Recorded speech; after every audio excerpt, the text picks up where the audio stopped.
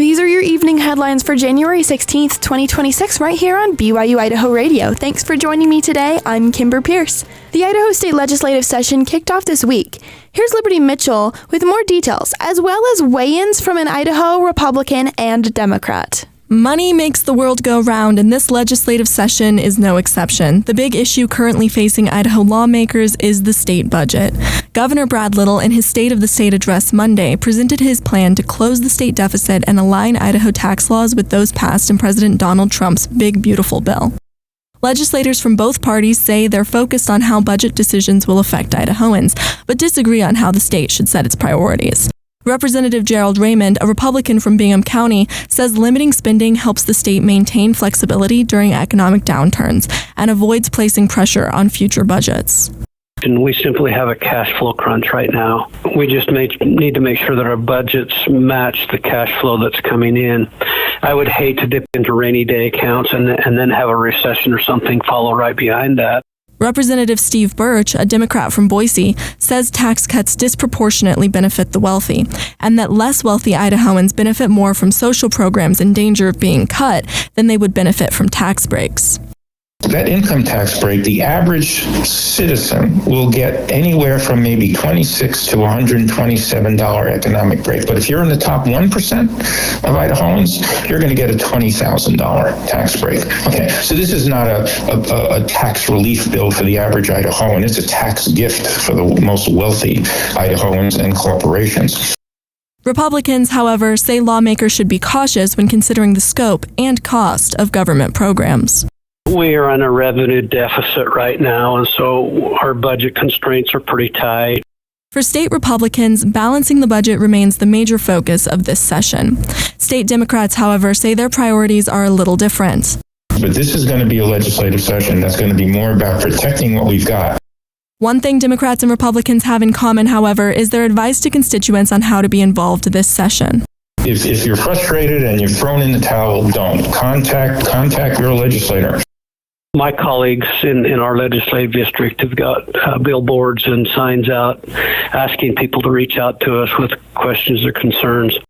The state budget is under review in the Joint Finance Appropriations Committee and could still undergo revisions. Reporting for BYU-Idaho Radio, this is Liberty Mitchell. Renovations on the Temple Square in Salt Lake City are reaching new milestones. The Church of Jesus Christ of Latter-day Saints announced today workers are beginning the process of removing the scaffolding from the spires of the temple. This removal will continue through March of 2026. The scaffolding was necessary to support the structural integrity of the temple during the extensive seismic upgrades and interior renovations. Temple Square has undergone other improvements too. Utah artist Ben Hammond constructed a statue titled Restoration of the Ceiling Keys, now located on the northwest side of the tabernacle. Once they move all the construction equipment out of the way from installing it and we took the plastic off of it, I got a little emotional there. It was a good feeling. I'm like, don't be a baby, Hammond. The church estimates the renovations to be fully complete by the end of this year. Once finished, the public is invited to attend a 6-month-long celebration of the temple in the first half of 2027 before the temple is dedicated. To learn more about the renovations or the 2027 celebrations, visit templesquare.org.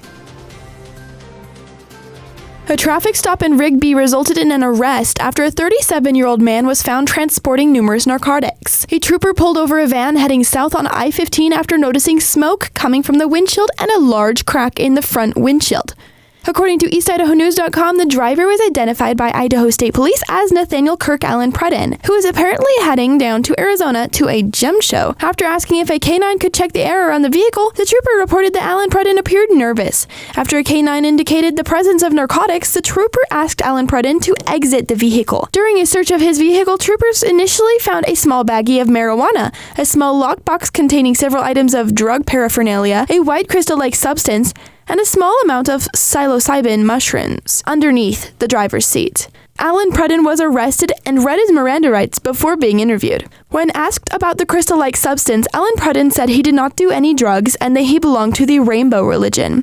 Allen Pruden's van was towed and searched further, revealing a total of 700 grams of psilocybin mushrooms, 4.89 ounces of marijuana, 2.9 ounces of marijuana hash, 2.25 grams of ketamine, some MDMA pills, and several tabs of LSD. Booked into Jefferson County Jail, Alan Prudden faces felony charges of delivery of a non-narcotic controlled substance, possession of marijuana, and possession of a controlled substance, along with misdemeanor charges of possession of a controlled substance and drug paraphernalia.